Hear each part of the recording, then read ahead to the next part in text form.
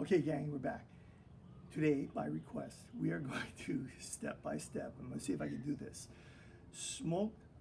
Rotisserie smoked turkey breasts on a Weber kettle with an Onlyfire rotisserie attachment. Let's just get to it. Let's turn you guys around here. Okay, so what we got here is how we're going to start.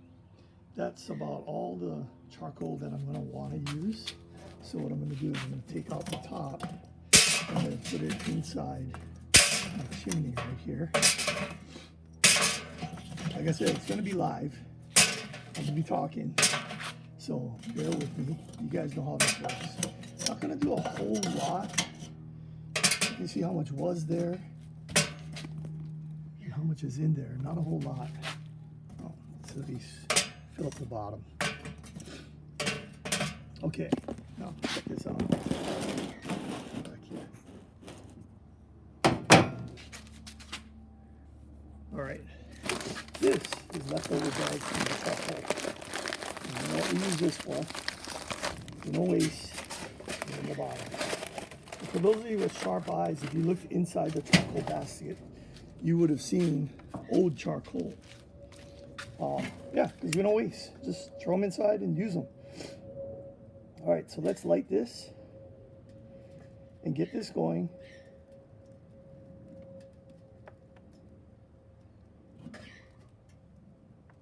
And then we'll head on inside. Okay. Okay, here's our turkey breast. All it is a turkey breast. So it's already thawed out. There was a gravy packet with it. Thank you, Butterball. You can hear my bird in the background. All we're gonna do is it's kind of dry. There's no wings on this. It is literally just the breast. So we're gonna season it up. What do I use for seasoning? Well, let's do that first. Thank you, Brian Derby. Captain Derby's Firehouse Flavors. Okay, but what I end up putting in more stuff in it. Yeah, and it's not a big secret. I put in a little bit more black pepper because I like pepper. Put in a little bit more garlic because I wanted a little bit garlic forward. And just a little bit of kosher salt, just so it sticks. And I'm gonna add something else afterwards. So I'm just gonna olive oil this thing. And I just started doing that. I could just put it on dry. A lot of people will do this and they'll season the inside. Let me show you what happens on the inside. All bones. So I don't lose sleep about the inside, but I make sure the outside is well seasoned. Okay, so we got the olive oil on. I'm gonna get our mix here. In case you wanted to know, that's what it looks like. And we are just going to, all right, put it on.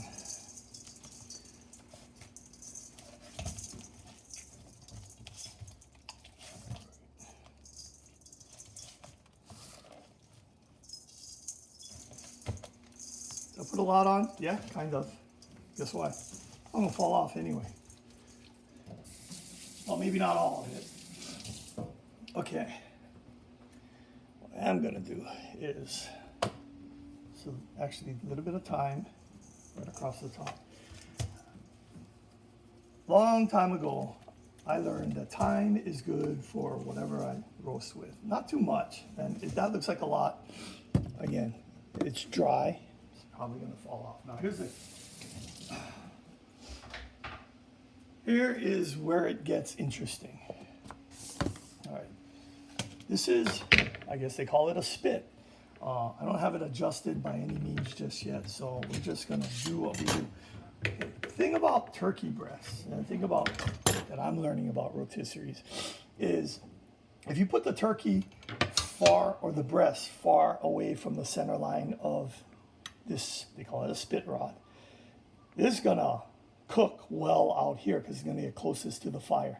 So what I wanna do is try to keep the breast itself as close to center line as possible, which is almost impossible when you just have a turkey. Now, I just did a full turkey. What's nice about the full turkey, when you have the legs on this side, a lot of guys will put the rod underneath the legs. What I did was I put the rod, it was trussed, so the strings held it together. I put the rods above the legs, so it kept the breast really much closer and much more balanced inside, or on the rotisserie, I should say. Now inside here, there's nothing, so you're just gonna, you're just gonna poke it through right there, as high as possible.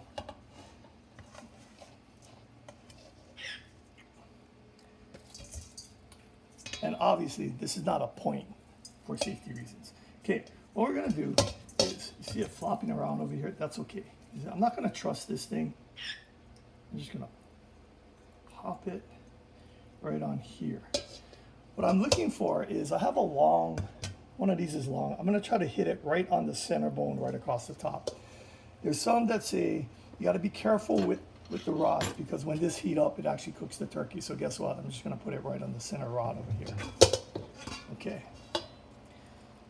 And no, I'm not gonna trust the rest, because I really don't care about the bottom. Is it gonna fall off? No, probably not. Okay, let's do the other side. And we're gonna stick this in. And this is the one that's gonna, pull this off.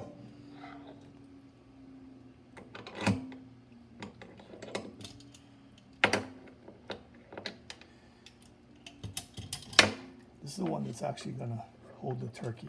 I'm gonna try to hit the rods. You know what, let's adjust this like that, up and down. So the long ones are up and down. Some of them only have two. So I'm gonna hit the short ones on the inside, right here. They're going into the breast. Squeeze it in. Oh, we're gonna move it a little out. No, that'll work. All right. Squeeze it in again, get it tight. Okay, this is not gonna be balanced, obviously, no matter what I do. It's still gonna be breast heavy. So, on this rod, there's actually a weight. So I'm just gonna put the weight on the opposite end.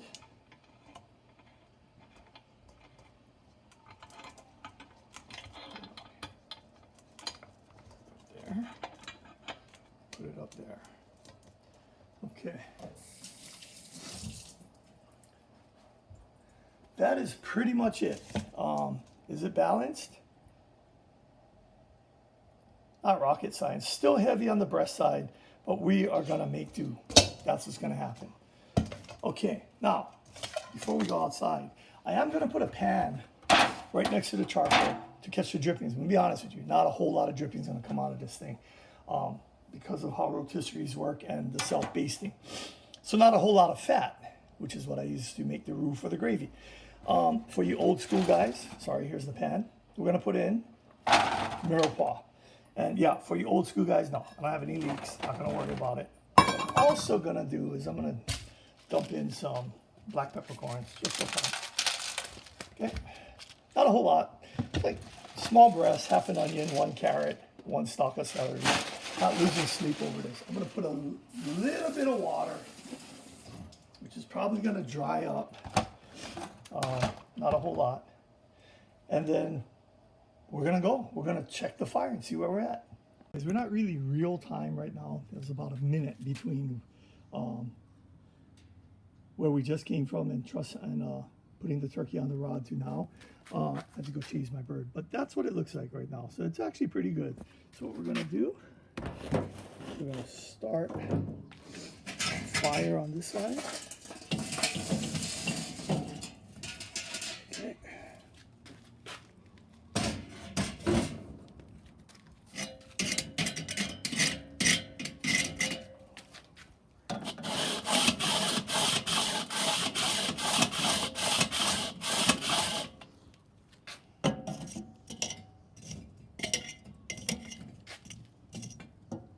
I'm just spreading out the charcoal right now. And then what I'm gonna do, I'm just gonna show you the vents on the bottom. I've seen where some guys will smoke with the vents open. And remember now, we're smoking, we're not just doing a rotisserie. Smoke with the vents wide open and control it on the top vent. But I can't get it that low. So normally I stay right about here, just a crack open, just like that. Sometimes I'll open it up depending on the ambient temperature, but it normally never goes really past quarter or half, actually Not even past that. That's not even half. So we're gonna start it low. We got the charcoals. I'll push this up to the side on the top. What I'm gonna do is put my pan right next to it, right there. Okay, and then what you haven't seen is this. You gotta put the rotisserie ring on. That might be a good start. Put the motor in, which is coming. All right. And just slide the motor on. Let's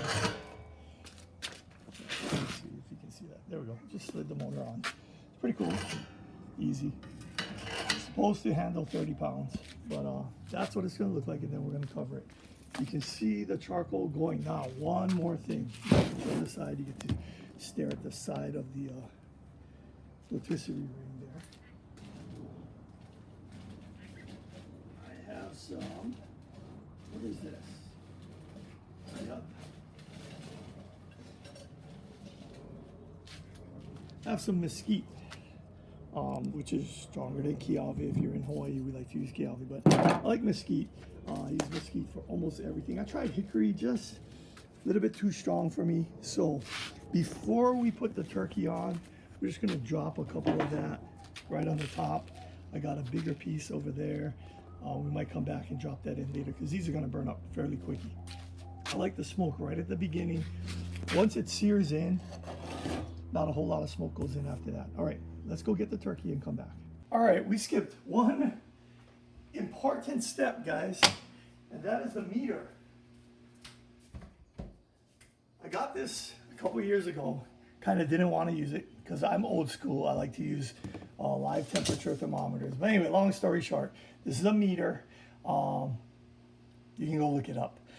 There's a lot, to me, the value in the meter is not just the temperature, monitoring the temperature on the inside. I like how it monitors the ambient temperature, especially for smoking at low temperatures, because it can go up really fast sometimes. That being said, you'll see reviews that the ambient temperature is not that good.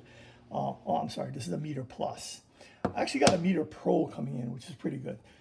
Well, I hope I have it coming in.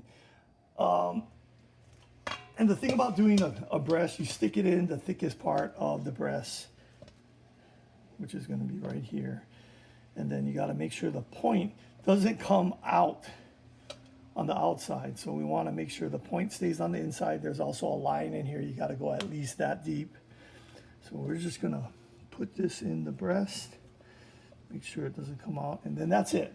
All right. So do research on the meter. We're going to set up our meter cook, and then we're going to go. Well, since we're here, let's just set up the cook. All right, I'm using my phone. I normally use the iPad, but I'm recording on it. Anyway, here we go. Let's set up the cook. We're going to do poultry. I just did a turkey, so we're going to do turkey, and we're just going to do turkey breast. This is going to be on we're going to call it a smoker, okay? And it recommends 167, which is fine. I'm going to drop it to 165. And then we can start the cook. It tells you where to put the probe, and we can start the cook. Main thing is you keep this base near the rotisserie, and then this can be anywhere. So I'll just start the cook. It says audio volume may be too low. And then you'll see it shows the current because it's still cold, internal temperature of 46. The target is 165. Currently it's 75 degrees. Yes, it's wintertime in Hawaii. So let's go outside and put this on. Okay, we're back. What we're gonna do is we're gonna put this turkey on the spit rod into the rotisserie motor. Is that in? That's in. There's a groove on the rod that this sits in right here, so make sure that groove is there. I push this weight back here instead of pushing it up against here. I just gap it. I don't know why, just to make room for the cover. Okay, there's a switch on the side. And, well, let's do this. You can see it's smoking maybe.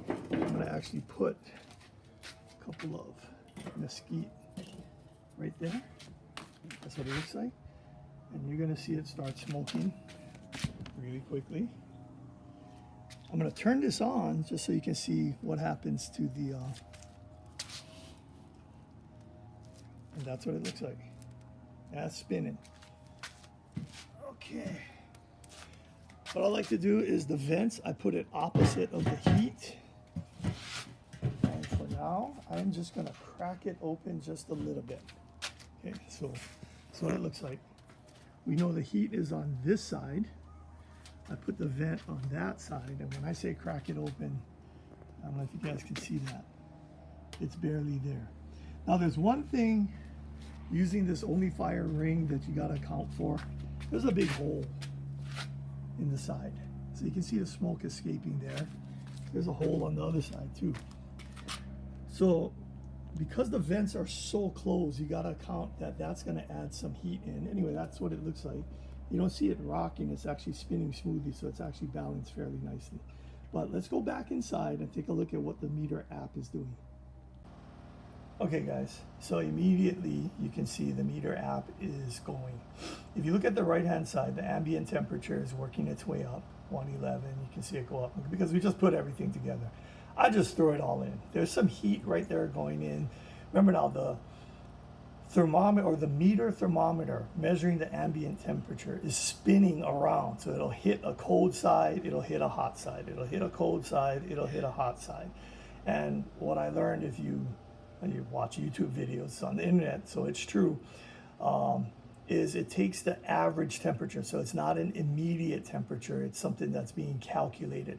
And that's why it's not, the feedback is it's not entirely accurate. However, the target temperature is accurate. And once this gets going and the ambient temperature sort of stabilizes, it'll show an estimated cooking time right in the middle. We won't go too much into meter right now.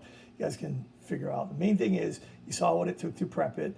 And really all it is from now is managing the temperature and waiting until it gets done and pulling it off at the right time and letting it rest. Okay, we'll catch you guys in a little bit. Okay guys, we're about 5 minutes in. You can see it's smoking very, very well. What I'm gonna do is I'm gonna open up the bottom. The ambient temperature is about 145 right now. I'm just gonna open up the bottom and get some air in there, get the heat going, get it up to temperature a little faster. I'll let you guys know how long that took. And then I'm gonna come back and then turn it down once we get to a target cooking temperature. It's gonna be about from 225 to 250. We're gonna shoot for that. Guys, we're about 10 minutes in, and then we have an update on here showing 173 ambient temperature, and it now is projecting a 2-hour remaining cook time. Now, what's going to happen is, as the ambient temperature goes up, the cook time naturally is going to go down. So just keep an eye on what's going on. Let's see what we got over here if we push that. Okay, so 20 minutes have elapsed total since we started the cook. And there you go, 1 hour 57 remaining. As the ambient temperature goes up, this is gonna go down. You can see the target temperature right here is close to the ambient temperature. What's gonna happen is the green is gonna start going as we get up past 200 degrees. There's a little, I'm gonna play around with this. There's a little graph down here, and there's the graph. Okay, so the blue line is the target internal temperature. The ambient temperature is green, and you can see the internal come up. And as it goes on, you're gonna see it move. This is kind of cool. Let me go back. All right, I'll keep you updated. Okay, as you can see, the ambient temperature is up to 228 degrees, and the time went down to less than an hour. So I'm gonna go outside and I'm gonna close the vents to how we started. So just cracking it just a little on the bottom and leaving the top just slightly cracked open as well too, because we're now at 230. So let's slow down the increase in heat. Okay, as we just said, we just closed the vents. I know you guys want to see what's looking on. That's what it looks like. And we got about an hour left. So that's what the fire looks like. So guess what I'm gonna do? I'm gonna add that one more block of mesquite and just make sure we get a lot of smoke in there. So we'll take care of that and then come back. Okay, you can see it just turned to remove from heat, but you can see the internal temperature at 163. I lowered the target to 165. The turkey I did last week or the other day was target 165. I pulled it off at 164. It stayed there forever. This is a breast that doesn't have a whole lot of, not like a full turkey, so there's not going to be a whole lot of carryover cooking on this one. So now the internal just turned to 164. I'm gonna make a decision to pull it off in like a minute or so, and once I get it off, we're gonna show you what it looks like, and then we'll come back. So let me go ahead and pull this off, remove it from the heat, and then we're gonna cover it and let it sit. Okay, there you go. We just pulled it off. This is what it turned to. It's showing resting. 5 minutes remaining. There is no ambient temperature anymore because it's off the heat. Target is 165, internal is 164. We're going to be fine with that. You know what? Since we're here, let's do some stuff with the app. It's not showing. Okay, let's do this. Here's the graph, and it shows about 1 hour and 48 minutes total time. So remember when it was showing 2.5? Yeah, 1 hour 48. You can see the ambient temperature. It kind of spiked up here, but it went a little over 250 at one point in time, but it's pretty much was at about 220, 223, 225 for most of the cook, and this is when we pulled it off. And you can see the internal temperature going up. It just hit 165. I don't even have it covered, but we're gonna let it rest for probably another 10 minutes, and then well, when it cools down, we're going to take, in fact, I might let it rest more because I don't plan on eating it right now. I might pull it off the bone and we'll see if we make some gravy or some stock and then some gravy. But one thing I did want to show you, look at the pan. You know, the water kind of evaporated. We didn't put a whole lot, but there's not a whole lot of drippings inside. Everything stayed on the bird itself. It looks like it's crispy, but it's not really crispy. Okay, I'm just going to tell you that. The smoke actually actually this one is, there's some crispy sections, but you can see how it's not a crispy skin, which is okay. I don't expect this crispy skin from a smoke. So I could literally end the video like this. You know what to do from here, carve it, and there's going to be a lot of smoke flavor on this. If I take the bones, make a stock on it, it's actually going to be smoked turkey gravy, which adds a lot to the flavor. No, we didn't brine it, because I'll be honest with you, once you put the gravy on anything that you brine, flavor's kind of in the gravy. And you can argue with that all you want. However, if you're going to make sandwiches, which we're probably going to do with it, yeah, the brining would help, but the smoke flavor adds more than enough. One more thing. Normally when I used to roast, I was taught to high sear first and then bring the temperature down. And I used to do that. And I could have done it here, bring the temperature up to about 300 degrees, maybe more, and then just turn it on and let the temperature roll its way back down to 250, 225. And what that does is sears the outside and cooks the inside evenly. I probably would do that if it was a pure rotisserie smoke at a probably higher heat at about 300. I used to do that on prime ribs. But if it was a pure rotisserie cook, I should say. But because we're smoking at a lower heat, I don't think that initial sear does anything other than keep the smoke out. So I want to come up slowly, let as much smoke go into the meat as possible. I might be wrong on that, but it works for me. You guys got comments, questions, leave it below. We'll see. I'll see if I'm going to make some gravy and add to this video or not. Okay, we're just going to finish this up. There it is. It's cooled down. It's been a while. Longer than what I care to admit. That's okay. Let's just cut this off the bone, get this going. And, you know, some guys will cut like that. No, that's not what we're going to do. We are going to, you've seen this many times. You get to see it one more time. Find the center line, center bone. Get on the side of it.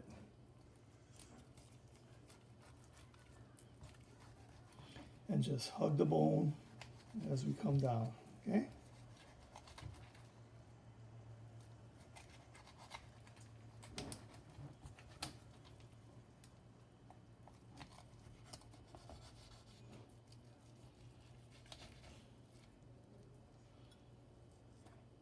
guys know you have that little bone that sticks out right there along the breast.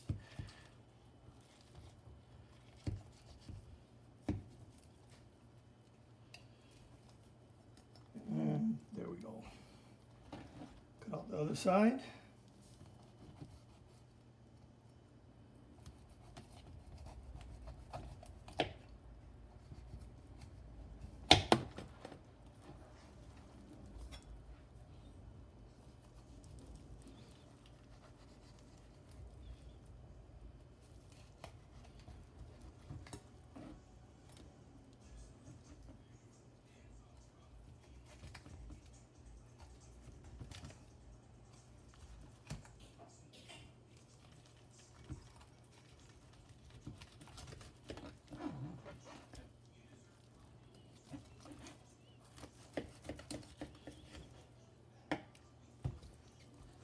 And that's pretty much it. All right, there's some meat on here we can pull off. The back side right here is gonna have some meat. Somebody in your family likes the skin. Yes or no? One point in time, I never ate skin. That was a previous life. I can do with it, I can do without it. Anyway, so it looks like you can actually see a little pink in here. And you know what I'm gonna do with this? I'm gonna throw it in my pot on the side, which you can't see. And let's just go ahead and make a gravy. I'm not gonna make a gravy on this video, guys. Just I wanna finish this up. It's going a lot long already. But what I'll do is I'll put some water in here and then put all of this nice drippings into the stock, and then we'll boil it out. Just for reference, start off with cold water when you're making your stock. Learned that a long time ago. Why? Because if you start off with hot water, it closes the, they say, my teacher's in school, say it closes the pores in the bones. Anyway, you start, bring it to a boil, bring it down to a simmer, and extract out all the flavors and make your stock. We won't do that. We might do a video later on. But anyway, here is your rotisserie smoked turkey breast. I'm just gonna cut some so you can see the inside. It's kind of falling apart, but that's okay. I got this piece right there. Oh, let's do this.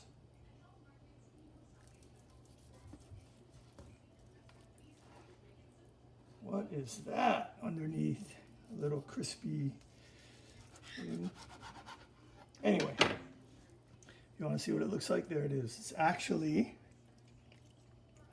very tender and very smoked, not dry for a breast, which is what we want. Rotisserie smoked turkey breast. You like it? Like the video. You don't like it? Don't not like it. See you guys later.